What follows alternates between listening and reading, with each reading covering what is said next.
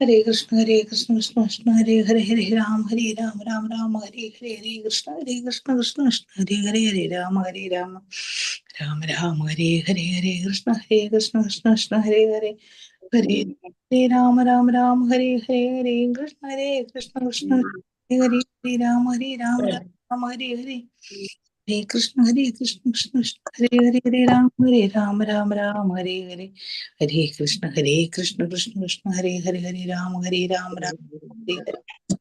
ഹരേ കൃഷ്ണ കൃഷ്ണ ഹരേ രാം രാം ഹരേ ഹരേ കൃഷ്ണ കൃഷ്ണ കൃഷ്ണ ഹരേ ഹരേ രാം രാം ഹരേ ഹരേ കൃഷ്ണ കൃഷ്ണ കൃഷ്ണ ഹരേ ഹരേ രാം രാം ഹരേ ഹരേ കൃഷ്ണ കൃഷ്ണ കൃഷ്ണ ഹരേ ഹരേ ഹരേ രാം രാം ഹരേ ഹരേ കൃഷ്ണ കൃഷ്ണ കൃഷ്ണ ഹരേ ഹരേ രാം രാം ഹരേ ഹരേ ഹരേ കൃഷ്ണ കൃഷ്ണ കൃഷ്ണ ഹരേ ഹരേ രാം രാം ഹരേ ഹരേ ഹരേ കൃഷ്ണ കൃഷ്ണ ഹരേ കൃഷ്ണ ഹരേ രാമ രാമ ഹരേ ഹരേ കൃഷ്ണ ഹരേ കൃഷ്ണ ഹരേ കൃഷ്ണ ഹരേ കൃഷ്ണ ഹരേ കൃഷ്ണ ഹരേ കൃഷ്ണ. ഓം നമോ ഭഗവതേ വാസുദേവായ.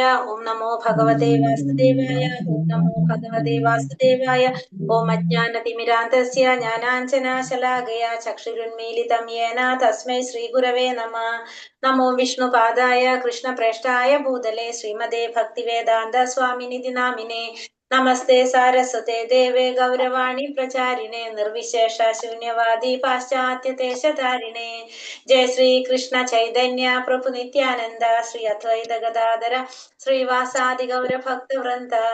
ഹരേ കൃഷ്ണ കൃഷ്ണ കൃഷ്ണ ഹരേ ഹരേ ഹരേ രാമ രാമ രാമ ഹരേ ഹരേ. ഹരേ കൃഷ്ണ നിഗമകൽപതരോർഗളിതം ഫലം സുഖമുഖാമൃതദ്രവ സംയുതം വിപദ ഭാഗവതം രസമാലയം മുഹുരഹോ രസികാ ഭുവി ഭാവുകാഃ. നാരായണം നമസ്കൃത്യം നരം ചൈവ നരോത്തമം ദേവീം സരസ്വതീം വ്യാസം തതോ ജയമുദീരയേത്. നഷ്ടപ്രായേഷു ഭദ്രേഷു നിത്യം ഭാഗവത സേവയ ഭഗവതേ ഉത്തമ ശ്ലോകേ ഭക്തിർഭവതി നൈഷ്ടകീ. കൃഷ്ണായ വാസുദേവായ ദേവകീ നന്ദനായ ച നന്ദഗോപകുമാരായ ഗോവിന്ദായ നമോ നമഃ. ഹരേ കൃഷ്ണ കൃഷ്ണ കൃഷ്ണ ഹരേ ഹരേ ഹരേ രാമ രാമ ഹരേ ഹരേ. ഹരേ കൃഷ്ണ. ശ്രീ ശ്രീനാഥ ഗോവിന്ദ ടെമ്പിൾ ഇസ്കോൺ മാംഗ്ലൂരിന്റെ ഭാഗവതം ക്ലാസ്സിലേക്ക് എല്ലാവർക്കും സ്വാഗതം. ഹരേ കൃഷ്ണ. എല്ലാവർക്കും പ്രണാമം. ഹരേ കൃഷ്ണ. പ്രണാമ മാതാജി. പ്രണാമം മാതാജി. ഹരേ കൃഷ്ണ മാതാജി. പ്രണാമ മാതാജി. പ്രണാമം മാതാജി. ഹരേ കൃഷ്ണ ഹരേ മാതാജി. കൃഷ്ണ. ഹരേ കൃഷ്ണ. എല്ലാവർക്കും പ്രണാമം. ഹരേ കൃഷ്ണ. അപ്പൊ നമ്മള് അധ്യായം 7 ലാസ്റ്റ് ഭാഗത്തിലേക്ക് നിൽക്കുകയാണെന്ന്. ദ്രോണപുത്രൻ ശിക്ഷിക്കപ്പെടുന്നു എന്നുള്ളതിന്റെ ലാസ്റ്റ് ശ്ലോകങ്ങളാണ് നമുക്ക് ഇന്ന് കാണുന്നത്. ഇന്നലെ നമ്മൾ എന്താ എടുത്തത് ഓർമ്മയുണ്ടോ? ഇന്നലെ എന്താ ഭാഗം എടുത്തത്? ഇന്നലെ എടുത്തത് ദ്രോണാചാര്യരുടെ അനുഗ്രഹത്തിലാണ് ആയോജന കലയായ അസ്ത്രവിദ്യയും ആയുധങ്ങളും വരുതിയിലാക്കാനുള്ള പരമരഹസ്യമായ കലയും ഇത് പഠിച്ചതെന്നുള്ളത് പറയുന്നുണ്ട്. അത് കഴിഞ്ഞിട്ട് ദ്രൗപദി ഓർമ്മിപ്പിക്കുകയാണ് അല്ലെ, ഓർമ്മിപ്പിക്കുകയാണ്. അതായത് അതുകൊണ്ട് ദ്രോണപുത്രനെ പാടില്ല. ധാർമ്മിക തത്വങ്ങൾ അറിയുന്ന അല്ലയോ മഹാഭാഗ, സർവദാ പൂജനീയരും ആദരണീയരുമായ പ്രതാപശാലികളെ കുടുംബങ്ങൾ ദുഃഖത്തിന് ഇടവരുത്തരുതെന്ന്. അതെ, കാരണം ഇവരാരാണ്? ക്ഷത്രിയരാണ്. ബ്രാഹ്മണരുടെ കുടുംബത്തിന് സംരക്ഷിക്കേണ്ടവരാണ്. അപ്പൊ ബ്രാഹ്മണരെയും വൈശ്യരെയും ശൂദ്രൊക്കെ സംരക്ഷിക്കേണ്ട ഉത്തരവാദിത്തം ആർക്കുണ്ട്? ക്ഷത്രിയർക്കുണ്ട്. അപ്പൊ നമ്മൾ എന്ത് ചെയ്യാൻ പാടില്ല? നമ്മൾ അവരെ വധിക്കാനായിട്ട് പാടില്ല എന്ന് ദ്രൗപദി അർജുനനെ ഓർമ്മപ്പെടുത്താണ്. പിന്നെ പറഞ്ഞ ആയോധന കലകളും അസ്ത്രവിദ്യകളൊക്കെ പറഞ്ഞു കൊടുത്ത, അത്ര രഹസ്യമായ വിദ്യകളൊക്കെ അർജുനന് പറഞ്ഞു കൊടുത്ത ദ്രോണാചാര്യരാണ്. അദ്ദേഹത്തിന്റെ മകനാണ്. അപ്പൊ അതുകൊണ്ട് അദ്ദേഹത്തെ വധിക്കാനായിട്ട് പാടില്ല എന്ന് പറയണം. അപ്പൊ പിന്നെ മാതാവിന് ദുഃഖം അറിയാം, മക്കള് പുത്രരും മരിക്കുന്നതിന് മൃത്യുവിന്റെ. അപ്പൊ അങ്ങനെ ഒരു ദുഃഖം ഈ ഗുരുഭക്തിക്ക് കൊടുക്കരുതെന്നും പറയുന്നു. താൻ അനുഭവിക്കുകയാണ് ആ ദുഃഖം. എനിക്കിപ്പോ മനസ്സിലാകാൻ സാധിക്കില്ല. ദ്രൗപദിക്ക് അറിയാം ആ ദുഃഖം ഇപ്പൊ എങ്ങനെയാന്നുള്ളത്, മക്കളെ നഷ്ടപ്പെട്ടിട്ടുള്ള ദുഃഖം. അപ്പൊ അത് ആർക്ക് കൊടുക്കരുതെന്ന് പറയാണ്? കൃപിക്ക് കൊടുക്കരുതെന്ന് പറയുന്നു. അതുപോലെ നമ്മള് ക്രോധം അവരെ പ്രകോപിപ്പിച്ചാൽ അവരുടെ ശാപം, ക്രോധം കൊണ്ട് അവർ കുടുംബത്തെ നശിപ്പിക്കുമെന്ന് പറയുന്നു. പിന്നെന്താ പറഞ്ഞത്? പിന്നെ പറയുന്ന പിന്നെ സൂതഗോസ്വാമി ബ്രാഹ്മണരോട് പറയുകയാണ്, ധർമ്മതത്വങ്ങൾ അനുസൃതമായത് ന്യായയുക്തം മഹാത്മ്യമുള്ളതും ദയാപൂരിതം സമസ്തമുള്ളതുമായ കാപട്യമില്ലാത്ത ദ്രൗപദിയുടെ പ്രസ്താവന കേട്ട് യുധിഷ്ഠിരൻ പൂർണ്ണമായും അവരെ പിന്താങ്ങിയെന്നാണ്. കാരണം അവരെ കൊല്ലരുതെന്നുള്ളത്. യുധിഷ്ഠിരനും പിന്താങ്ങി, പിന്നെ അതുപോലെ തന്നെ ആരും പിന്താങ്ങി? അർജുനന്, നകുലനും സഹദേവനും സാത്വികി അർജുനൻ നകുല സഹദേവന്മാരൊക്കെ പിന്താങ്ങി. പക്ഷെ ഭീമൻ മാത്രം ഭീമൻ മാത്രം അതിനെ യോജിച്ചില്ല. അതുവരെയാണ് നമ്മൾ പറഞ്ഞത്. അപ്പൊ രണ്ട് പക്ഷം അവിടെ ദ്രൗപദിയുടെ പിന്നെ ഭീമന്റെ രണ്ട് പക്ഷമായപ്പോ ഭഗവാൻ ചതുർഭുജനായിട്ട് വന്നു അവിടെ. ഭഗവാനോട് എന്ത് ചെയ്ത്? രണ്ട് കൈകളും കൂടി ഭഗവാൻ സ്വീകരിച്ചു. കാരണം രണ്ടുപേരെ ചേർക്കാൻ ചേർക്കാനായിട്ട്. ഇനി ഭഗവാൻ ആ ഒരു പ്രോബ്ലം ഭഗവാൻ ഏറ്റെടുക്കുകയാണ് ചെയ്യുന്നത്. അപ്പൊ ഇനി പുഞ്ചിരി തൂകി അർജുനനോട് പറയാണ് ഭഗവാൻ. അപ്പൊ ഇനി നമുക്ക് ശ്ലോകത്തിലേക്ക് കടക്കാം. ഹരേ കൃഷ്ണ. ഓം നമോ ഭഗവതേ വാസുദേവായ. ഹരേ കൃഷ്ണ. ഓം നമോ ഭഗവതേ വാസുദേവായ. ശ്രീ ഭഗവാനുവാച ബ്രഹ്മബന്ധുർന ഹന്തവ്യ ആതതായീവദാർഹണഃ മയൈവോ ഭയമാത്മാതം പരിപാഹ്യാനുശാസനം കുരു പ്രതിശ്രുതം സത്യം യത്തത് സാന്ത്വയതാ പ്രിയം ച ഭീമസേനസ്യ പാഞ്ചല്യാ മഹ്യമേവ ച. ശ്രീ ഭഗവാനുവാച ബ്രഹ്മബന്ധുർന ഹന്തവ്യ ആതതായീവദാർഹണഃ മയൈവോ ഭയമാത്മാതം പരിപാഹ്യാനുശാസനം കുരു പ്രതിശ്രുതം സത്യം യത്തത് സാന്ത്വയതാ പ്രിയം ച ഭീമസേനസ്യ പാഞ്ചല്യാ മഹ്യമേവ ച. ഹരേ കൃഷ്ണ. ചൊല്ലിക്കോളൂ. ഓം നമോ ഭഗവതേ വാസുദേവായ.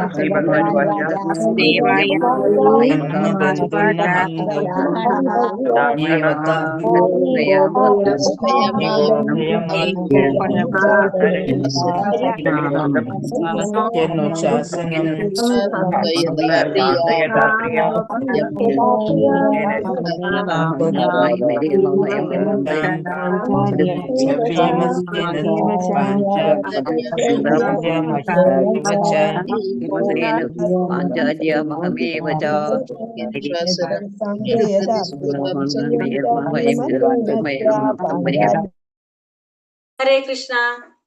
ശ്രീ ഭഗവാൻ പരമദിവ്യോത്തമ പുരുഷൻ ഉവാച അരുളി ചെയ്തു. ബ്രഹ്മബന്ധു ബ്രാഹ്മണ ബന്ധു ന അരുത്, ഹന്തവ്യ വധിക്കപ്പെടുക, ആദതായി അക്രമി, വധ അർഹണ വധമർഹിക്കുന്നു, മയ എന്നാൽ, ഏവ നിശ്ചയമായും, ഉഭയം രണ്ടും, ആപ്നാതം ആധികാരിക ശാസനകൾക്കനുസരിച്ച് വിവരിച്ചിരിക്കുന്നു. പരിപാഹി നിർവഹിക്കുക, അനുശാസനം അനുശാസനകൾ, കുരു അനുവർത്തിക്കുക, പ്രതിശ്രുതം വാഗ്ദാനം ചെയ്ത പോലെ, സത്യം സത്യം, ഏതാണോ അത്, സാന്ത്വയത സ്വാന്തനപ്പെടുത്തുന്ന നേരം, പ്രിയപത്നി, പ്രിയം സംതൃപ്തി, ച ഭീമസേനസ്യ ശ്രീ ഭീമസേനന്റെ, പാഞ്ചാല്യ ദ്രൗപദിയുടെ, മഹ്യം എനിക്കും, ഏവ നിശ്ചയമായും, ച വിവർത്തനം ഭാവാർത്ഥം. ശ്രീല പ്രഭുപാദ് കി ജയ്. വിവർത്തനം. പരമദിവ്യോത്തമ പുരുഷനായ ശ്രീകൃഷ്ണൻ അരുളി ചെയ്തു. അപ്പൊ ഭഗവാൻ പറയാണ്, ബ്രാഹ്മണ ബന്ധു കൊല്ലപ്പെടരുത്, എന്നാൽ അവൻ അക്രമിയാകുന്ന പക്ഷം നിശ്ചയമായും വധിക്കപ്പെടണം. ധർമ്മശാസ്ത്രങ്ങളിൽ ഈ സർവ അനുശാസനകളും ഉണ്ട്. നീ അതനുസരിച്ച് പ്രവർത്തിക്കണം. നിന്റെ പത്നിയുടെ ഉള്ള വാഗ്ദാനം നീ നിറവേറ്റണം. മാത്രമല്ല എന്റെയും ഭീമസേനന്റെയും സംതൃപ്തിക്ക് അനുസൃതമായി നീ പ്രവർത്തിക്കണം. അപ്പൊ ഭഗവാൻ ഇവിടെ എന്താണ് പറയുന്നത്? ബ്രാഹ്മണ ബന്ധു കൊല്ലപ്പെടരുത്. അപ്പൊ ബ്രാഹ്മണനല്ല പറയുന്നത്, ബ്രാഹ്മണ ബന്ധു എന്നാ പറയുന്നത് അല്ലെ. അപ്പൊ ബ്രാഹ്മണ ബന്ധു എന്ന് പറഞ്ഞാൽ നമുക്കറിയാം, ബ്രാഹ്മണ കുലത്തിൽ ജനിച്ചിട്ടും എന്ത് പാലിക്കുന്നില്ല, ആ ബ്രാഹ്മണന്റേതായ മഹിമകളോ അല്ലെങ്കിൽ എന്താ പറയാ നിയമങ്ങളോ ഒന്നും പാലിക്കാത്ത വ്യക്തിയാണ് ബ്രാഹ്മണ ബന്ധു. പക്ഷെ ആ ബ്രാഹ്മണ ബന്ധു എന്ത് ചെയ്യാൻ പാടില്ല? കൊല്ലപ്പെടാൻ പാടില്ല. പക്ഷെ അവൻ അക്രമിയായ പക്ഷം അവൻ എന്ത് വേണം? അവനെ വധിക്കുകയും വേണം. ശാസ്ത്രങ്ങളിൽ പറയുന്ന അതിനനുസരിച്ച് പറയുന്നുണ്ട്, അതിന് അനുശാസനകളുണ്ട് ശാസ്ത്രങ്ങളില്. നീ അതനുസരിച്ച് പ്രവർത്തിക്കണം. ധർമ്മശാസ്ത്രങ്ങൾ അനുസരിച്ച് പ്രവർത്തിക്കണം. നീ നിന്റെ പത്നിയോടുള്ള ദ്രൗപദിയോടുള്ള വാക്ക് നീ പാലിക്കണം. ഒപ്പം തന്നെ നീ എന്ത് ചെയ്യണം? എന്റെയും ഭീമസേനന്റെയും സംതൃപ്തിക്ക് അനുസരിച്ച് പ്രവർത്തിക്കാൻ വേണം. അതായത് ഭീമസേനനും ഭഗവാൻ എന്താ പറഞ്ഞത്? അവനെ കൊല്ലണം എന്ന് പറഞ്ഞു. ദ്രൗപദി എന്ത് പറഞ്ഞു? കൊല്ലണ്ടെന്ന് പറഞ്ഞു. അപ്പൊ രണ്ട് സൈഡും നീ അനുസരിച്ച് പ്രവർത്തിക്കണം, ധർമ്മശാസ്ത്രങ്ങൾ അനുസരിച്ച് നീ പ്രവർത്തിക്കണം എന്ന് അർജുനനോട് ഭഗവാൻ പറഞ്ഞു കൊടുക്കാണ്. അർജുനൻ പെട്ടുപോയില്ല ശരിക്കും. അപ്പൊ ഇവിടെ എന്താ പറയുന്നത്? വിഭിന്ന വ്യക്തികളാൽ ഉദ്ധരിക്കപ്പെട്ട വ്യത്യസ്ത ധർമ്മശാസ്ത്രാനുസരണം അശ്വത്ഥമാവിനെ വധിക്കുകയും വേണം, അതേസമയം അശ്വത്ഥമാവിനോട് കാരുണ്യപൂർവ്വം പെരുമാറുകയും വേണമെന്നുള്ളതിനാൽ അർജുനൻ ചിന്താക്കുഴപ്പത്തിലായി. അപ്പൊ അർജുനൻ ഇത് കേട്ടപ്പോ അർജുനൻ എന്താണ്? ഒരു സൈഡില് വധിക്കണം, ഒരു സൈഡില് വധിക്കേണ്ട. പക്ഷെ എങ്ങനെ ആയിരിക്കണം എന്ന് പറഞ്ഞു? അധർമ്മി ആയതുകൊണ്ട് വധിക്കണം എന്നും പറഞ്ഞു.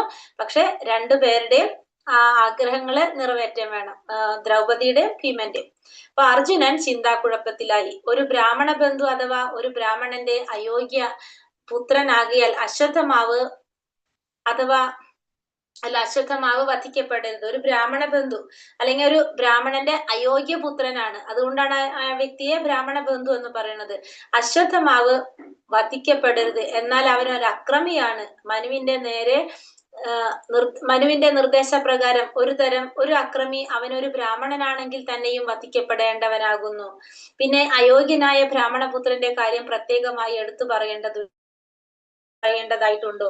ഇപ്പൊ ഇവിടെ എന്താണ് പറഞ്ഞ? ബ്രാഹ്മണ ബന്ധു ശരിക്കും എന്ത് ചെയ്യേണ്ട? ബ്രാഹ്മണ ബന്ധുവിനെ വധിക്കേണ്ട ആവശ്യമില്ല. പക്ഷെ ആ ബ്രാഹ്മണ ബന്ധു അക്രമി ആയതുകൊണ്ട് അവനെ വധിച്ചേ പറ്റൂ. ഇപ്പൊ മനു പറയുന്നത് എന്താണ്? മനുവിന്റെ സംഹിതയിൽ പറയുന്നത് ഒരു അക്രമി ബ്രാഹ്മണനാണെങ്കിൽ തന്നെയും അവൻ എന്താണ്? ഒരു അക്രമിയാണെങ്കിൽ അവനെ വധിക്കേണ്ടതാണ്.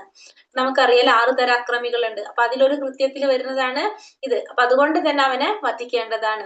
സർവപ്രകാരത്തിലും ഒരു യഥാർത്ഥ ബ്രാഹ്മണനായിരുന്നു ദ്രോണാചാര്യർ. എന്നാൽ സന്നദ്ധനായി യുദ്ധക്കളത്തിൽ ആഗതനായതിനാൽ അദ്ദേഹം വധിക്കപ്പെട്ടു. അപ്പോ ദ്രോണാചാര്യര് ഒരു യഥാർത്ഥ ബ്രാഹ്മണനായിരുന്നു. നമുക്കറിയാവുന്നതാണ്. ദ്രുപദനോടുള്ള വൈരാഗ്യമൊക്കെ ഉണ്ടെങ്കിലും ആ ദേഷ്യം ഉണ്ടെങ്കിലും എന്താണ്? ദ്രുപദന്റെ പുത്രന് എന്താണ് ആയോധന കലകളൊക്കെ പഠിപ്പിച്ചു കൊടുത്തതും ഒക്കെ ദ്രോണാചാര്യ തന്നെ. ഒരു യഥാർത്ഥ ബ്രാഹ്മണന്റെ ക്വാളിറ്റീസ് ആർക്കുണ്ടായിരുന്നു? ദ്രോണാചാര്യർക്ക് ഉണ്ടായിരുന്നു. എന്നാൽ യുദ്ധസന്നദ്ധനായി യുദ്ധകളത്തിൽ ആഗതനായതിനാൽ അദ്ദേഹം വധിക്കപ്പെട്ടു. അപ്പൊ ദ്രോണാചാര്യര് വധിക്കപ്പെട്ടു. എന്നാൽ അശ്വത്ഥമാവ് അക്രമിയാണെങ്കിൽ തന്നെയും അവൻ നിരായുധനായാണ് നിലകൊണ്ടത്. അശ്വത്ഥമാവ് എങ്ങനെയാണ്? അക്രമിയാണെങ്കിലും നിരായുധനായിട്ടാണ് നിലകൊണ്ടത്. നിരായുധനും രഥമില്ലാത്തവനുമായ അക്രമിയെ വധിക്കരുതെന്നാണ് അനുശാസനം. നിശ്ചയമായും ഇവയൊക്കെ ആശയക്കുഴപ്പമുണ്ടാക്കുന്നവയാണ്. ഇപ്പോ നിരായുധനായി കഴിഞ്ഞാൽ അവരെ നമ്മൾ എന്ത് ചെയ്യാൻ പാടില്ല എന്നുണ്ട്? ക്ഷത്രിയരുടെ യുദ്ധത്തിന്റെ നിയമങ്ങളിൽ ഒന്നാണ് നിരായുധനായിട്ടുള്ളവൻ, രഥമില്ലാത്തവൻ ഒക്കെ ആയാൽ പോലും അവനെ വധിക്കാനായിട്ട് പാടില്ല. നിശ്ചയമായും ഇതൊക്കെ എന്താണ്? ആശയക്കുഴപ്പത്തിലാക്കുന്നതാണ്.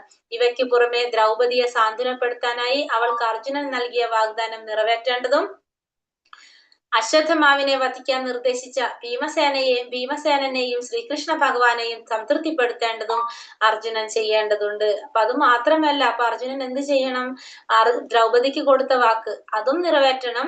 പിന്നെ ഭീമസേനന്റെയും ശ്രീകൃഷ്ണ ഭഗവാനെയും സംതൃപ്തിപ്പെടുത്തുകയും വേണം.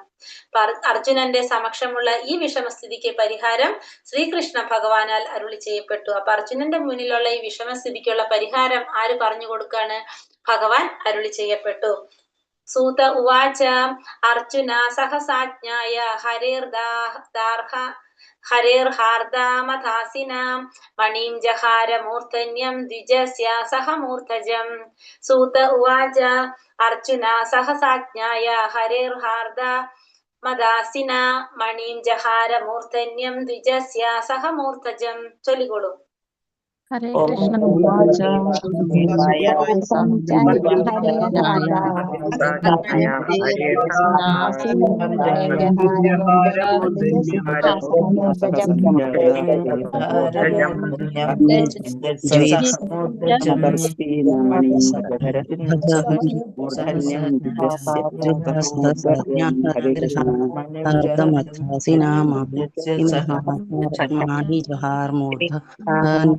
ദ്വിജസ്യ സഹമൂർധജം.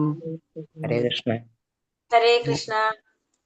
സൂതഗോസ്വാമി ഉവാച അരുളി ചെയ്തു. അർജുനൻ സഹസ അന്നേരം ആജ്ഞായ അത് ഗ്രഹിക്കയാൽ ഹരേ ഭഗവാന്റെ ഹാർദം ഉദ്ദേശ്യം അഥ അപ്രകാരം അസിന ഖഡ്ഗത്താൽ മണി രത്നം ജഹാര വേർപ്പെടുത്തി മൂർധന്യം ശിരസിലെ ദ്വിജന്റെ സഹ സഹിതം മൂർധജം തലമുടി. വിവർത്തനം ഭാവാർത്ഥം ശ്രീല പ്രഭുപാദ് കി ജയ്. സൂതഗോസ്വാമി അരുളി ചെയ്തു. ഭഗവാന്റെ ദ്വയാർത്ഥ നിർദ്ദേശത്തിൽ നിന്നും ഭഗവാന്റെ ഉദ്ദേശ്യം തൽക്ഷണം ഗ്രഹിച്ച അർജുനൻ അനന്തരം അദ്ദേഹത്തിന്റെ ഖഡ്ഗത്താൽ അശ്വത്ഥമാവിന്റെ ശിരസിൽ നിന്നും മുടി മകുടരത്ന സഹിതം വേർപ്പെടുത്തി. അപ്പോ സൂതഗോസ്വാമിയുടെ പറയാണ്, ഇപ്പൊ അർജുനനോട് ഭഗവാൻ ഉപദേശിച്ച ആ കാര്യം, അരുളി ചെയ്ത ആ കാര്യം അർജുനന് ഗ്രഹിക്കാൻ സാധിച്ചു. ദ്വയാർത്ഥ നിർദ്ദേശങ്ങള് രണ്ട് രീതിയിലാണ് അല്ലെ, എന്താ പറയാ, ദ്വയാർത്ഥമല്ല, കറക്റ്റ് ആയിട്ട് പറയാതെ ഇൻഡയറക്റ്റ് ആയിട്ടാണ് ഭഗവാൻ അത് പറഞ്ഞത്. പക്ഷെ അത് മനസ്സിലാക്കാൻ ആർക്ക് സാധിച്ചു? അർജുനന് സാധിച്ചു. അപ്പൊ അതുകൊണ്ട് തന്നെ അത് മനസ്സിലാക്കി അർജുനൻ എന്ത് ചെയ്തു? തന്റെ വാള് കൊണ്ട് അശ്വത്ഥമാവിന്റെ ശിരസിൽ നിന്നും മുടി മകുടരത്ന സഹിതം വേർപ്പെടുത്തി. എന്താണ് പറഞ്ഞ? മകുടരത്ന സഹിതം ശിരസിൽ നിന്നും വേർപ്പെടുത്തി. അപ്പൊ അശ്വത്ഥമാവിന്റെ പ്രത്യേകത എന്താണ് അറിയാവോ? അശ്വത്ഥമാവ് ദ്രോണാചാര്യരുടെ മകനാണ് അല്ലെ. അപ്പൊ ദ്രോണാചാര്യര് മഹാദേവനെ പ്രാർത്ഥിച്ച ഒരു വരം നേടിയിട്ടുണ്ടായിരുന്നു. അതായത് ദ്രോണാചാര്യർക്ക് ആരോട് വൈരാഗ്യം ഉണ്ടായിരുന്നു? ദ്രുപദനും തമ്മിൽ അല്ലെ വൈരാഗ്യം ഉണ്ടായിരുന്നു. അപ്പൊ വൈരാഗ്യം ഉണ്ടായപ്പോ അവരെ കീഴ്പ്പെടുത്താനായിട്ട് അത്രയും ശക്തിമാനായിട്ടുള്ളൊരു മകൻ ആണ് ആരാഗ്രഹിച്ചത്? ദ്രോണാചാര്യർ ആഗ്രഹിച്ചത്. അങ്ങനെ മഹാദേവനിൽ നിന്നൊരു വരം ആര് കരസ്ഥമാക്കിയിട്ടുണ്ടായിരുന്നു? ദ്രോണാചാര്യർ. അങ്ങനെ ജനിച്ചതാണ് ആര്? അശ്വത്ഥമാവ്. അപ്പൊ അശ്വത്ഥമാവ് ജനിച്ചപ്പോ തന്നെ ശിരസിലൊരു മണി, രത്നം എന്ന് പറയാം, ചൂടാരത്നമായിട്ടാണ് ആര് ജനിക്കുന്നത്? അശ്വത്ഥമാവ് ജനിക്കുന്നത്. അപ്പൊ ആ ശിരസ്, ആ മണിയുടെ സ്വഭാവം എന്ന് വെച്ചിട്ടുണ്ടെങ്കിൽ അത് അനശ്വരതായിട്ടുള്ള സംരക്ഷണം നൽകുന്നതാണ് ഈ രത്നം, ചൂടാരത്നം. ശിരസ് എന്ന് പറഞ്ഞ ശിരസിലല്ല, നെറ്റിയിലാണ് ഉദ്ദേശിക്കുന്നത്. അപ്പൊ അത്രയും അനശ്വരമായിട്ടുള്ള ഒരു സംരക്ഷണം നൽകുന്നതാണ് ഈ രത്നം. അതെപ്പോഴും ഉറപ്പിച്ചിരിക്കുന്ന പോലെ, നമ്മൾ ശിരസിൽ ഇങ്ങനെ മൂന്നാമത്തെ കണ്ണ് പോലെ ഇങ്ങനെ ഉറപ്പിച്ചിരിക്കുന്ന പോലെ ശിരസിൽ എപ്പോഴും അത് ഉറപ്പിച്ചിരിക്കുക. അപ്പൊ അത് ഉള്ളിടത്തോളം കാലം അസുഖങ്ങൾ ഉണ്ടാവില്ല. പിന്നെന്താണ്, ഒരു സെക്കൻഡ്,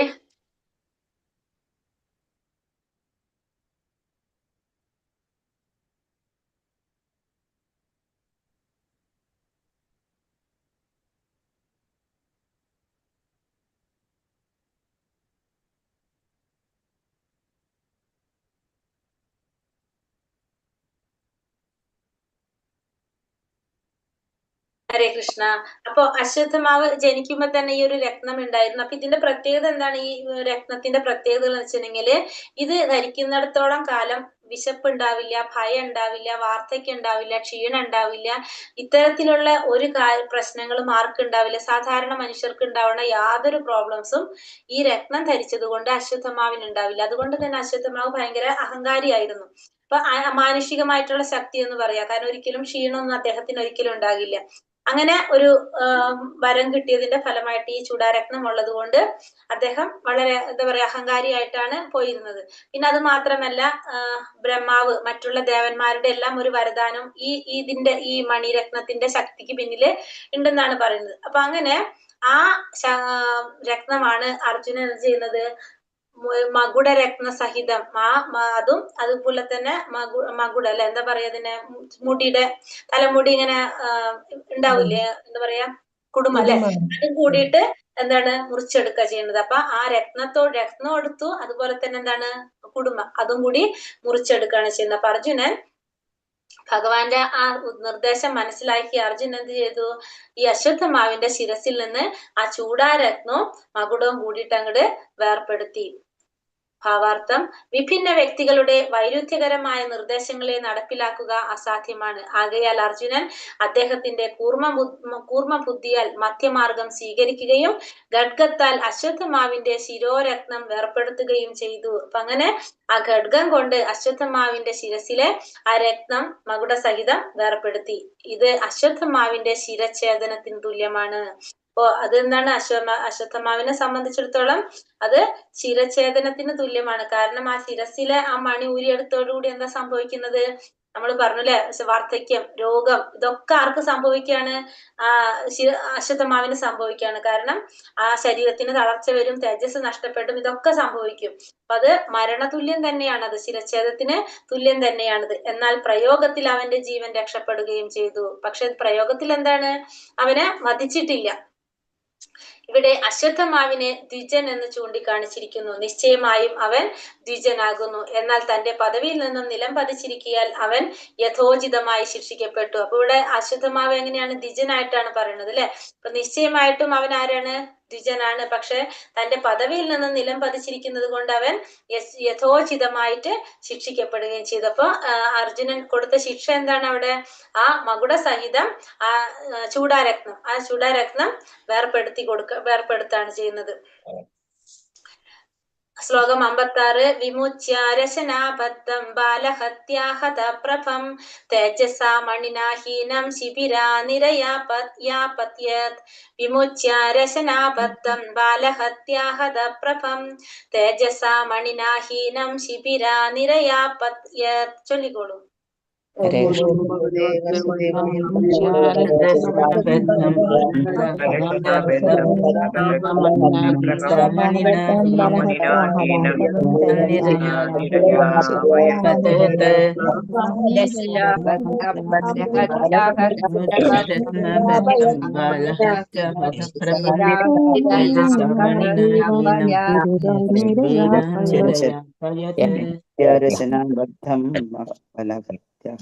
കൃഷ്ണ. വിമുച്യ അവനെ സ്വതന്ത്രനാക്കിയ ശേഷം, രശനാബദ്ധം കയറുകളുടെ ബന്ധനത്തിൽ നിന്നും, ബാലഹത്യ ഹതപ്രഭം ശരീരപ്രഭ നഷ്ടപ്പെടുക, തേജസ ശക്തിയുടെ, മണിന രത്നത്താൽ, ഹീനം കവരപ്പെടുകയാൽ, ശിബിരത്തിൽ നിന്നും, നിരയാപയത് ആട്ടിപ്പായിച്ചു. ഹരേ കൃഷ്ണ. അപ്പൊ ഇവിടെ എന്താ സംഭവിച്ചത്? ആ രത്നം എടുത്തു അല്ലെ, രത്നം വേർപെടുത്തിയെടുത്ത് അത് ആരുടെ കാൽക്കൽ സമർപ്പിച്ചു കൊടുത്തു?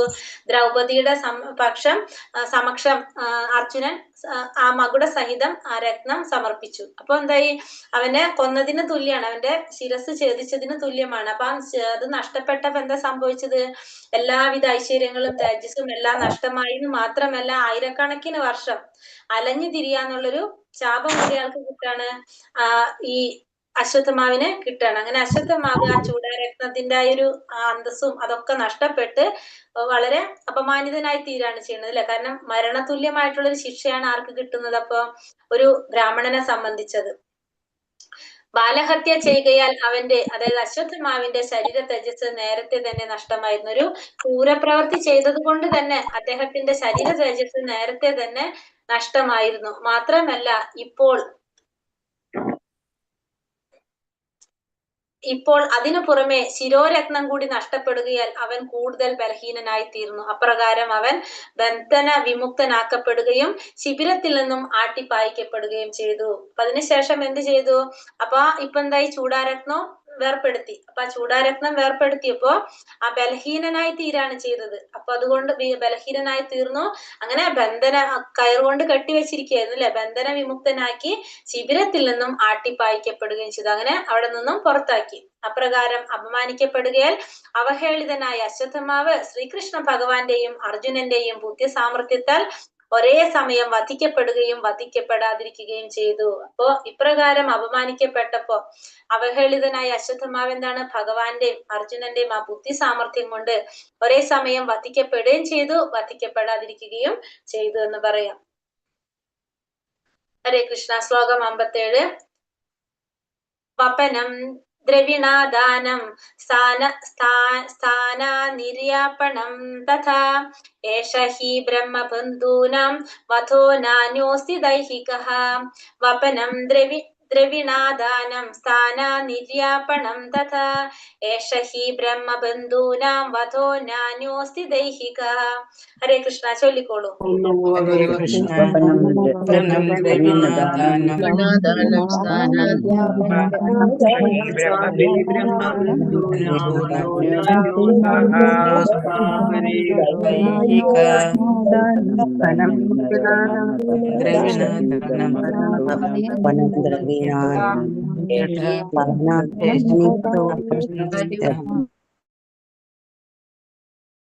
ശിരസിൽ നിന്ന് മുടി വേർപ്പെടുത്തപ്പെട്ടത്. ദ്രവിണ ധനം.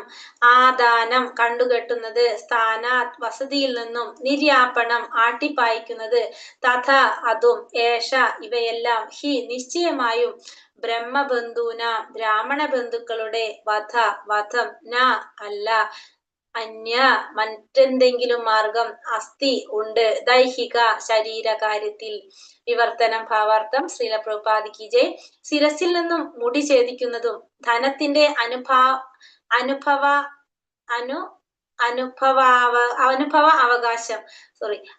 അവകാശം നഷ്ടപ്പെടുത്തുന്നതും ഭവനത്തിൽ നിന്നും ആട്ടിപ്പായിക്കുന്നതുമാണ് ഒരു ബ്രാഹ്മണ ബന്ധുവിന് നിർദ്ദേശിച്ചിട്ടുള്ള ശിക്ഷകൾ. ശരീരത്തെ ഹനിക്കണമെന്ന ആദേശമില്ല.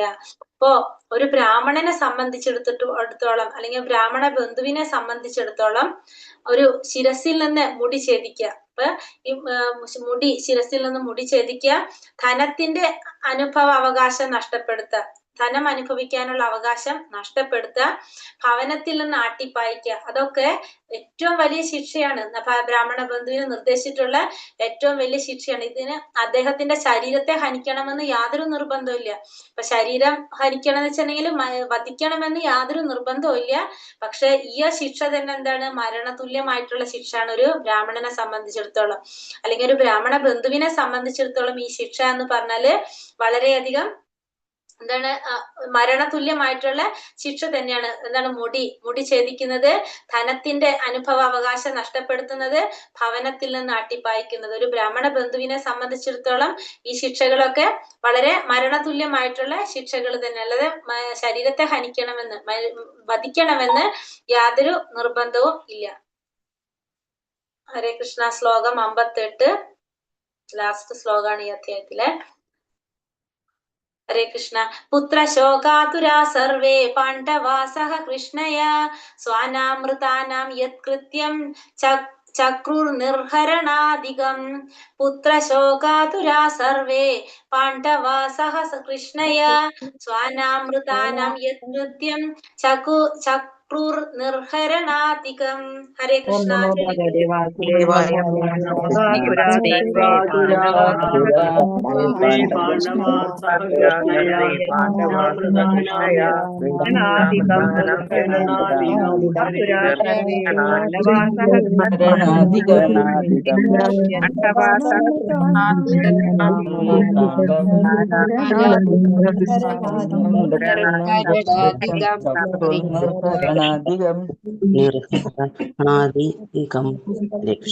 ഹരേ കൃഷ്ണ.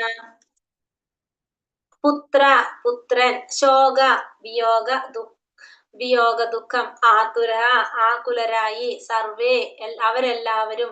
പാണ്ഡവഹ പാണ്ഡുപുത്രന്മാർ. സഹ സഹിതം. കൃഷ്ണയ എന്ന് വെച്ചാൽ ദ്രൗപദിയോടൊപ്പം. സ്വാന ബന്ധുക്കളുടെ. മൃതാന മൃതരായവരുടെ. യത് എന്ത്. കൃത്യം നിർവഹിക്കപ്പെടേണ്ട ക്രിയകൾ. ചക്രു നിർവഹിച്ചു. നിർഹരണാധികം ബാധ്യതയുള്ള. വിവർത്തനം. അനന്തരം ദുഃഖാർത്തരായ പാണ്ഡുപുത്രരും ദ്രൗപദിയും അവരുടെ ബന്ധുജനങ്ങളുടെ മൃതശരീരങ്ങൾക്ക് യഥോചിതമായ കർമാനുഷ്ഠാനങ്ങൾ നടത്തി. അപ്പൊ അതിനുശേഷം എന്ത് ചെയ്തു? അപ്പൊ അവിടെ ദ്രോണന്റെ പുത്രൻ അശ്വത്ഥമാവിനെ ശിക്ഷിച്ചു. അങ്ങനെ അശ്വത്ഥമാവിനെ ശിക്ഷിച്ചതിന് ശേഷം ഈ ദുഃഖാർത്തരായ കുടുംബാംഗങ്ങൾ, പാണ്ഡുവിന്റെ പുത്രന്മാരും ദ്രൗപദിയും അവരുടെ ബന്ധുജനങ്ങളെല്ലാം കൂടിയിട്ട് ആ മൃതശരീരങ്ങൾക്ക് യഥോചിതമായിട്ടുള്ള കർമാനുഷ്ഠാനങ്ങൾ നടത്തി. അങ്ങനെ ദ്രോണപുത്രൻ ശിക്ഷിക്കപ്പെടുന്നു എന്ന ശ്രീമദ് ഭാഗവതം പ്രഥമ സ്കന്ധം 7ാം അധ്യായത്തിന്റെ ഭക്തി വേദാന്ത വ്യാഖ്യാനം ഇപ്രകാരം സമാപിക്കുന്നു. ഹരേ കൃഷ്ണ കൃഷ്ണ കൃഷ്ണ ഹരേ ഹരേ, ഹരേ രാമ രാമ രാമ ഹരേ ഹരേ. വഞ്ചകൽപതരൂപേശ്ച കൃപാ സിന്ധോഭ്യേവ ച പതിതാനാം പാവനേഭ്യോ വൈഷ്ണവേഭ്യോ നമോ നമഃ. अनंत कोटि वैष्णव वृंद की जय. श्रील प्रभुपाद की जय. श्रील गुरुदेव की जय. निताय गौर प्रमानंदे. हरि हरि बोल. हरे कृष्ण सर्व कृष्णार्पणमस्तु. हरे कृष्ण. हरे कृष्ण. എല്ലാവർക്കും പ്രണാമം. ഹരേ കൃഷ്ണ മാതാജി. ശിശു ഹരേ കൃഷ്ണ. എല്ലാവർക്കും പ്രണാമം. ഹരേ കൃഷ്ണ. ഹരേ കൃഷ്ണ. ഹരേ കൃഷ്ണ. പ്രണാമ മാതാജി. ഹരേ കൃഷ്ണ മാതാജി. ഹരേ കൃഷ്ണ. വലിയ ഒരു അധ്യായം തീർന്നു മാതാജി. വലിയൊരു അധ്യായമായിരുന്നു ഇത്. ഹരേ കൃഷ്ണ മാതാജി. നല്ലൊരു അധ്യായം. നല്ലൊരു അധ്യായമാണ്. വലിയൊരു അധ്യായം. 58 ശ്ലോകങ്ങൾ ഉണ്ടായിരുന്നു. അപ്പൊ നാളെ നമുക്ക് ഇതിന്റെ സമ്മറി എടുക്കാം. നാളെ 2 ദിവസം കൊണ്ട് തീർക്കാൻ നോക്കാം പരമാവധി. അല്ലെങ്കിൽ നമ്മളെ ദിവസം. ഹരേ കൃഷ്ണ മാതാജി. ഹരേ കൃഷ്ണ. പ്രണാമം. ഹരേ കൃഷ്ണ മാതാജി. 25 ആ ഒരു ദിവസം 25 എണ്ണായി കഴിഞ്ഞാൽ 25, 26, 30 വരെ ചിലപ്പോ ചെറിയ ചെറിയ ശ്ലോകങ്ങളാകുമ്പോ എടുക്കാൻ പറ്റുമായിരിക്കും. 2 ദിവസം പിടിക്കുന്നതായിരിക്കും. ഹരേ കൃഷ്ണ. അപ്പൊ അശ്വത്ഥമാവിന്റെ ചൂടാരത്നം ആയിരുന്നു അശ്വത്ഥമാവിന്റെ ശക്തി. അപ്പൊ അത് ആണ് പറിച്ചെടുത്തത് അല്ലെ. ഹരേ കൃഷ്ണ. കണ്ടിട്ടുണ്ടോ നിങ്ങൾ? പിക്ചറിൽ അടിച്ചു നോക്കിയിട്ടുണ്ടോ അശ്വത്ഥമാവിന്റെ ചൂടാരത്നം എങ്ങനെയാന്നുള്ളത്? മാതാജി അത് നെറ്റിക്കൂന്ന് ഇങ്ങനെ വെച്ചിരിക്കുന്നതേ, നെറ്റിക്കൂന്ന് മുകുടം പോലെ ഇരിക്കുന്നേ, നെറ്റിമിൽ ഇങ്ങനെ എന്താ പറയാ അമർത്തി വെച്ചിരിക്കുന്ന പോലെ അമർത്തി വെച്ചിരിക്കുകയാണ്. പക്ഷെ അത് മുടിയുടെ കൂടെ എടുക്കുമ്പോ അങ്ങനെ രക്തം ഒഴുകി വരിക. അങ്ങനെ പറയുന്നുണ്ട്. അത് മുറിവ് വന്നു അത് കാരണം ജന്മനാലുള്ളതല്ലേ. അപ്പൊ അത് ശരീരത്തിൽ തന്നെ ഉറച്ചിരിക്കുന്ന മറ്റു അവയവങ്ങളെ പോലെ. അപ്പം അത് എടുത്തപ്പോ ഇങ്ങനെ ചോര ഒലിച്ച് ഇങ്ങനെ പോകുന്നതായിട്ടാണ് നമ്മളത് കാണുന്നത്. ചൂഴ്ന്നെടുക്കുമല്ലേ, അപ്പൊ മുറിവ് വരുമല്ലോ. ചിരഞ്ജീവിയാണോ മാതാജി? അശ്വത്ഥമാവ് ചിരഞ്ജീവി ആയിരിക്കട്ടെ എന്നൊരു ഒരു ശാപം കൂടെ കൊടുക്കണ്ടല്ലോ അല്ലേ ഭഗവാൻ?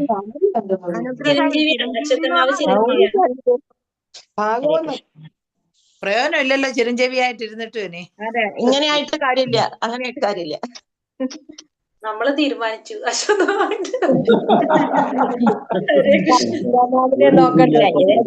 അനുഭവിച്ചു തീർക്കാൻ വേണ്ടിയിട്ട് അങ്ങനെ വരം കൊടുത്തതാ. അനുഭവിച്ചു തീർക്കാൻ വേണ്ടിയിട്ട് ദുഷ്ടതയ്ക്കുള്ള